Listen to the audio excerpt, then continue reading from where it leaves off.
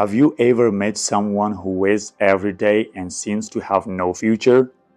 Today I will tell you the story of a young man who was called useless by everyone until he learned one powerful skill that changed his life.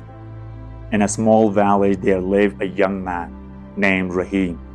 Rahim had no goals in life. He spent most of his time sleeping, walking around the village, and wasting his days. The villagers often say that Rahim was lazy and useless. His family felt worried and disappointed because he did nothing to improve his life. Every morning, Rahim woke up late and wandered through the streets, while other people worked in their fields or shops. Rahim sat under a tree and watched them. His father always advised him, "My son, life is not about wasting time. You must learn a skill and become useful."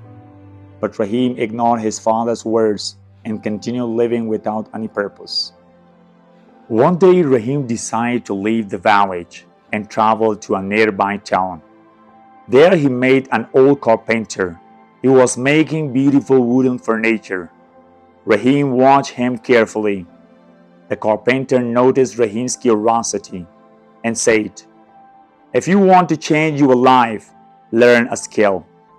Rahim finally realized that he had wasted many years. He decided to stay and learn carpentry.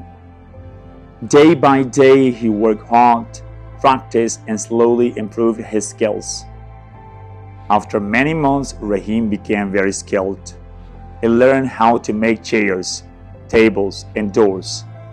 People in town admired his hard work and beautiful designs. Rahim felt proud because for the first time in his life, he was doing something meaningful. Finally, Rahim returned to his village. The villagers were surprised to see the change in him. He started making furniture for the people in the village, and soon everyone respected him. His family felt proud and happy. Rahim realized that a person is never useless if he decides to learn and work hard. So it is never too late to change your life. When you learn a skill and work hard, you can turn failure into success.